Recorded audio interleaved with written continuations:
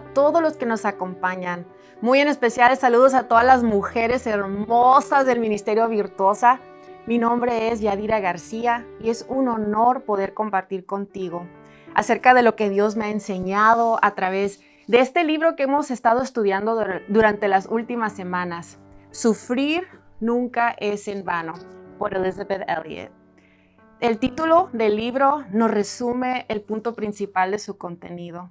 A través de sus experiencias y a la luz de la Biblia, Elisabeth Elliot intenta mostrarnos que el sufrimiento, sea grande o pequeño, sirve un propósito.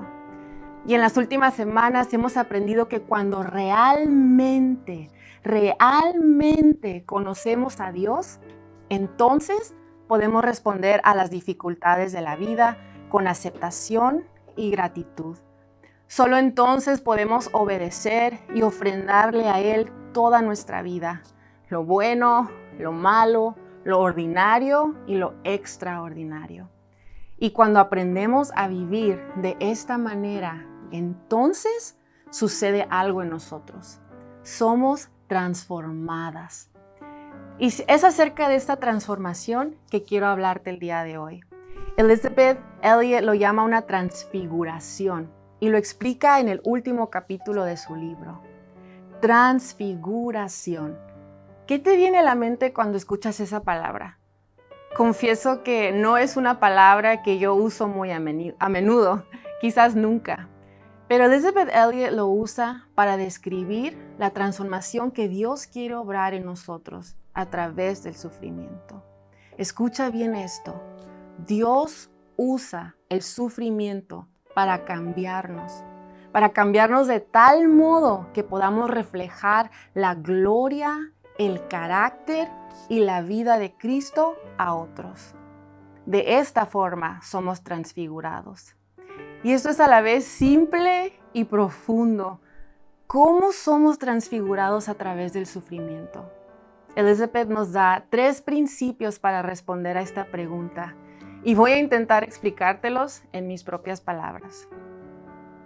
En primer lugar, el sufrimiento nos transforma porque nos lleva a la cruz de Jesús, al altar de sacrificio. Elisabeth lo llama el principio de la cruz o el principio del intercambio. La cruz es símbolo de sacrificio y es el lugar del intercambio más grande de la historia.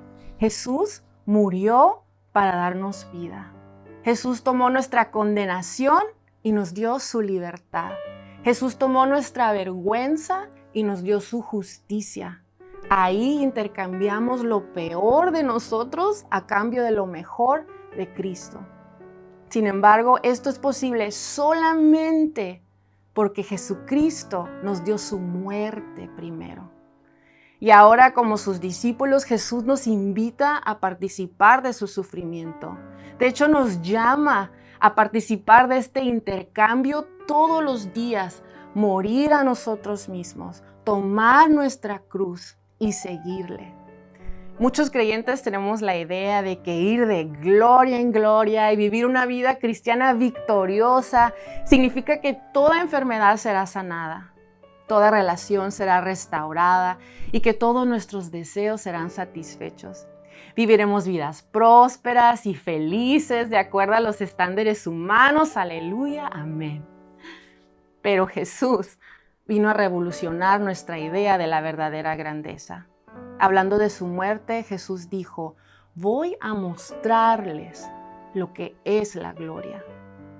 En Juan 12 nos dice: ya ha llegado el momento para que el Hijo del Hombre entre en su gloria. Les digo la verdad, el grano de trigo, al menos que sea sembrado en la tierra y muera, queda solo. Sin embargo, su muerte producirá muchos granos nuevos, una abundante cosecha de nuevas vidas. La semilla que es sembrada jamás vuelve a ser la misma.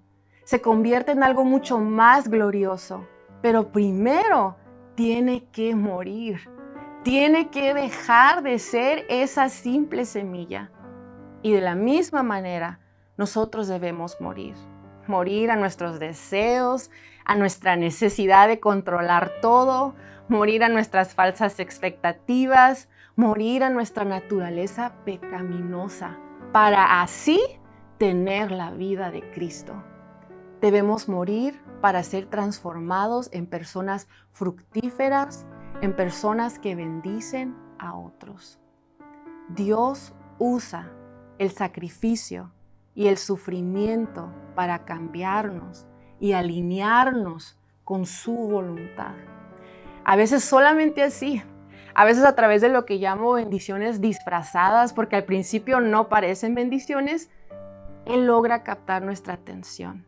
Y es ahí, en la incomodidad, en la incertidumbre y en el quebranto, que conocemos mejor a Cristo, que aprendemos a amar bien a nuestro prójimo, que comenzamos a parecernos más a Él. ¿Has tenido experiencias así, en las que Dios te incomoda? Experiencias en las que te pide le entregues algo y no crees poder hacerlo. Yo sí. Actualmente me dedico a cuidar de mi hogar y de mis hijos. Ese es mi trabajo. Pero antes de esto yo trabajaba a tiempo completo en un colegio comunitario. Era una joven estudiada, con deseos de crecer y de triunfar en el ámbito laboral. Pero poco después del nacimiento de mi primer hijo, comencé a sentir una inquietud por dedicarme a mi hogar tiempo completo. Pero tenía mucho miedo. Tenía poco tiempo de haber obtenido un mejor puesto en el trabajo, ganaba buen dinero, mi esposo y yo estábamos ahorrando para comprar una casa y yo jamás había tenido ni el plan ni el deseo de quedarme en casa. Sentía que todos nuestros planes y objetivos se vendrían abajo al yo dejar de trabajar. Pero Dios tenía otros planes para mí. Y ese trabajo nuevo que yo había considerado como lo mejor que me había sucedido en mi carrera, se volvió una carga muy pesada. Era muy demandante. Trabajaba largas horas. Cada cierto tiempo tenía que salir de la ciudad por 2 o 3 días a la vez, dejando a mi esposo y a mi bebé en casa. Tenía mucho estrés, lidiaba con muchos problemas y hasta comencé a ver los estragos en mi cuerpo. Yo estoy segura que si Dios no me hubiera abierto esa puerta en ese puesto, yo hubiera seguido trabajando fuera de casa por más tiempo. Estaba demasiado cómoda en mi posición anterior. Lo hacía bien, tenía el respeto de mis supervisores y compañeros, me gustaba, era un trabajo estable. Dios me tuvo que incomodar para hacerme entender y para empujarme a dar un gran paso de fe. Y ahora, en mi hogar, trabajo más que nunca. Sigo teniendo estrés y lidiando con muchísimos problemas. La diferencia es que ahora tengo la seguridad de que estoy exactamente donde Dios quiere que esté. Y Dios se ha mostrado tan fiel. Tiempo me falta para contarte de las muchas maneras que Dios nos ha bendecido y sorprendido desde que yo decidí obedecerle. El trigo tiene que soltar sus granos para que haya fruto duradero, fruto para futuras generaciones. Y a ti, mujer, ¿qué te está pidiendo Dios que sueltes? ¿Qué te está pidiendo que sacrifiques en la cruz? Recuerda que no te lo pide en vano, que sus planes para ti son buenos.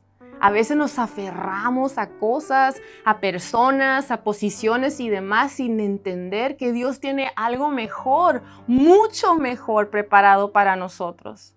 Atrévete a soltarlo. Este es el principio del intercambio. Tú mueres a ti misma y Él te da su vida a cambio. Y su vida es mucho mejor que cualquier vida que tú puedas construir lejos de Él. Esto nos lleva al segundo punto. El sufrimiento transforma nuestra perspectiva, nuestra manera de ver a Dios y de entender la vida. En Hebreos 11 encontramos una lista de grandes héroes de la fe. Aprendemos sobre la fe de Abel, de Enoc, de Noé, Abraham y Sara, Moisés, Rahab y muchos más. Es una lista impresionante. ¿Acaso están nombrados aquí porque vivieron vidas irreprensibles y fáciles? Si has leído la Biblia, sabes que eso no fue el caso. Están listados aquí porque tuvieron muchas pruebas, cometieron muchos errores, pero se mantuvieron firmes en su fe. Le creyeron a Dios, obedecieron y perseveraron hasta el fin. Algunos de ellos no vieron las promesas de Dios realizadas en esta vida. Abraham, por ejemplo, murió antes de ver a su descendencia multiplicada como las estrellas del cielo y la arena del mar. Él no vio a su descendencia poseer la tierra que Dios le prometió. Sin embargo, Hebreos 11 nos dice que él y el resto de los patriarcas murieron aún creyendo lo que Dios les había prometido. Y aunque no recibieron lo prometido, lo vieron desde lejos y lo aceptaron con gusto. Coincidieron en que eran extranjeros y nómadas aquí en este mundo. Buscaban un lugar mejor, una patria celestial.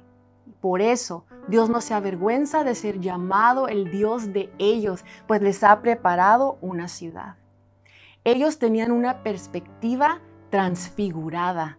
Caminaron en fe porque entendían que este mundo no era su hogar.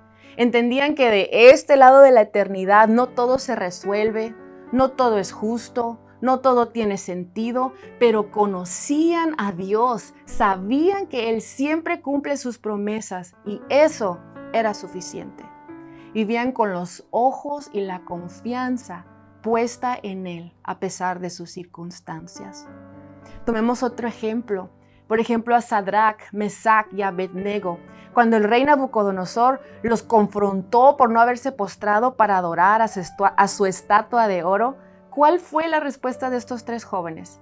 Ellos sabían que sus vidas corrían peligro. El rey había amenazado con echarles a un horno con fuego ardiente. Sin embargo, ellos no titubearon ni por un instante y contestaron al rey diciendo: ciertamente, nuestro Dios a quien servimos,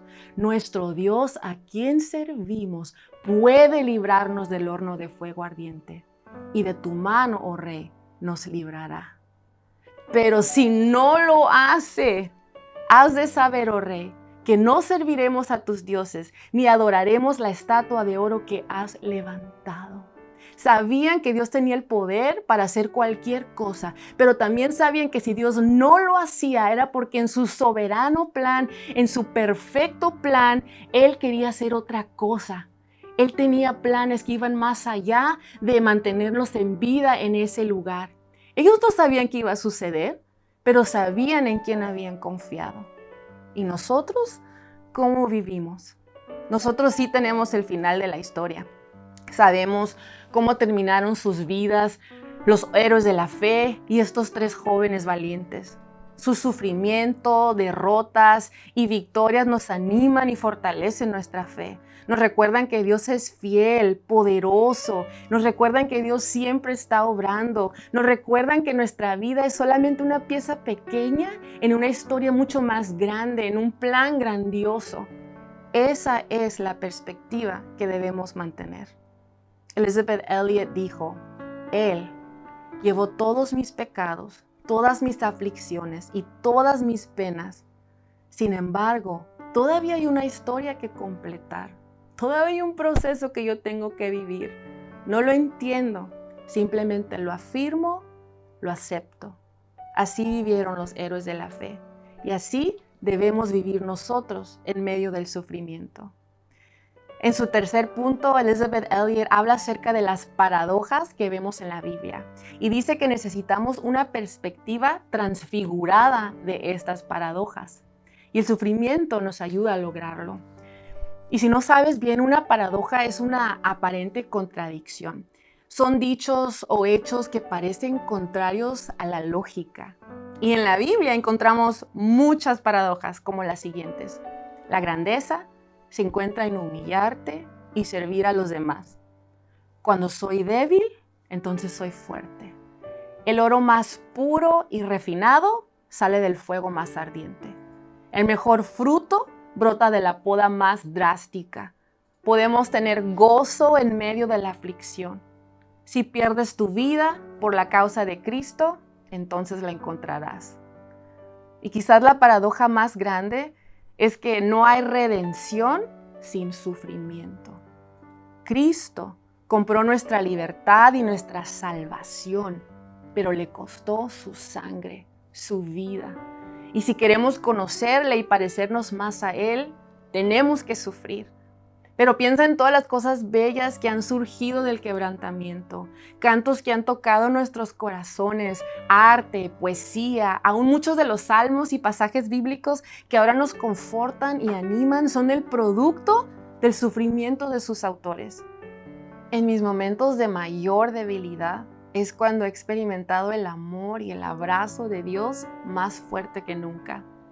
Los que me conocen bien saben que yo he luchado con la ansiedad por varios años y esta lucha se intensificó hace aproximadamente 2 años cuando sufrí un ataque de pánico que me llevó al hospital. Y desde entonces no he vuelto a ser la misma. He experimentado muchas victorias, pero también sigo teniendo grandes luchas. Y es difícil describir lo que es vivir con ansiedad, al menos que lo hayas experimentado. Pero es como vivir al borde de un precipicio y sentir que puedes caer en cualquier momento. Y hace poco tuve una recaída y fue tan desalentadora para mí. Y en mis oraciones le preguntaba a Dios, como seguramente lo has hecho tú muchas veces, ¿hasta cuándo, Señor? ¿Por qué me cuesta tanto estar tranquila? Si yo te conozco, si yo sé de lo que eres capaz, ¿por qué es tan difícil para mí hacer las cosas? Y en ese momento recordé algunas de las lecciones que Dios me enseñó durante mi peor lucha con la ansiedad. Aprendí a depender de Él como nunca antes, momento a momento. Aprendí a caminar por fe porque tuve que enfrentar muchos miedos. Aprendí a buscar la ayuda de los demás y a valorar la vida en comunidad. Y aunque no lo entiendo, ni tiene lógica para mí, creo que en cierto sentido, este trastorno de ansiedad o como quieras llamarlo, que he sufrido, es un regalo que me acerca más a Dios, que me hace alabarle con más intensidad y fervor y que protege mi corazón de la autosuficiencia, del orgullo, la soberbia y otras tentaciones. Me obliga a detenerme y enfocarme en lo que es realmente importante. Y la verdad es que a veces lo que Dios pide de nosotros no tiene sentido lógico, pero al acercarnos a Dios vemos todo de una manera diferente. Y ante su sufrimiento personal, Elisabeth Elliot respondió de la siguiente manera: le ofrezco todo lo que soy, todo lo que tengo, todo lo que hago y todo lo que sufro por su transformación, por su transfiguración. Y cuando hacemos esto, Dios es capaz de transformarnos. Y Elisabeth nos da una lista hermosa de cosas que Dios transforma. Él transforma el sequedal en pastos, desiertos en manantiales, lo perecedero en imperecedero, debilidad en poder, humillación en gloria, pobreza en riquezas, lo mortal en inmortalidad, este cuerpo vil en un cuerpo resplandeciente, mi luto en aceite de gozo, mi espíritu de pesadumbre, Él lo cambia por vestidos de alabanza y cenizas por belleza. Eso es lo que hace Dios. Sufrir nunca es en vano. Y yo no sé qué has sufrido, pero sí sé que Dios está obrando. Dios nos está perfeccionando. Dios nos está transformando con un buen propósito en mente. Y el resultado será algo mucho más glorioso de lo que éramos. Y por eso podemos ofrecerle un sacrificio de alabanza, aún en medio de la prueba. Y si nunca lo has hecho, atrévete a darle gracias hoy por lo que Dios está haciendo en ti. Atrévete a confiar en Él, aunque no tengas todas las respuestas, aunque no lo entiendas, aunque no tenga sentido. Te sorprenderás de cómo tu fe es fortalecida cuando decides creerle a Dios. Y así es como me gustaría terminar este tiempo, con una palabra de alabanza y de gratitud a Dios. ¿Por qué no? Si tú puedes, ahí donde tú estás, cierra tus ojos o con los ojos abiertos. ¿Por qué no le das gracias a Dios en esta hora? Dile, gracias, Señor. Gracias por quien tú eres, por tu carácter, por tus promesas, por tu fidelidad. Gracias porque podemos levantar nuestra mirada a ti y saber que nuestro socorro proviene de ti, del Creador de todas las cosas, del Dios Todopoderoso, Hacedor de maravillas. Gracias porque no estamos solas en esta lucha, porque no estamos solas en nuestras batallas, porque tú estás con nosotros en cada momento de debilidad, Señor, de flaqueza, de fragilidad. Gracias porque eres nuestra torre fuerte, nuestro lugar seguro, nuestro refugio, nuestro escondite. Gracias porque cuando clamamos a ti, tú nos escuchas, tú nos rescatas del pozo de la desesperación, del lodo cenagoso. Tú pones cántico nuevo en nuestra boca, Señor. Tú pones alabanza en nuestro corazón. Gracias, Señor, por las maravillas que solamente tú puedes hacer. Porque solo tú eres capaz, Señor, de traer vida de la muerte. Solamente tú eres capaz de redimir nuestros peores errores. Solamente tú eres capaz de cambiar nuestro lamento en danza y en gozo. Solamente tú, Señor, eres perfecto, soberano y siempre bueno. Permítenos hoy y siempre caminar con la mirada puesta en ti, firmes en tu palabra, firmes en tu caminar, firmes, mi Señor, en esta carrera que tú has puesto delante de nosotros y con la convicción plena de que tú estás obrando, aunque no podamos verlo, aunque no podamos sentirlo, aunque no podamos entenderlo. Te damos gracias hoy y siempre, que nuestra alma siempre te bendiga, que no olvide ninguno de tus beneficios. Que siempre, Señor, en las buenas y en las malas podamos adorarte, bendecirte y darte gracias, porque tú eres digno siempre, siempre, siempre, siempre. Y te damos gracias porque cuando lo hacemos, tú nos transformas, tú nos tocas, tú nos abrazas, tú nos renuevas, tú nos transfiguras. Gracias por cada mujer, por cada oyente, Señor. En esta hora, que puedas sentir tu abrazo, tu cercanía, tu presencia, que puedas sentir la convicción de obedecerte y de caminar como tú pides, Dios, y que se atreva, tenga el valor de soltar lo que sea necesario, de tomar su cruz y seguirte. En el nombre de Jesús lo pedimos todo y te damos gracias hoy y siempre, Señor. Amén. Amén. Gracias, Señor. Es mi deseo que ahí donde tú estás hayas sentido el abrazo, el calor, el amor de Dios que tanto te ama. Y te animo a que sigamos caminando con los ojos puestos siempre en Jesús. Dios te bendiga.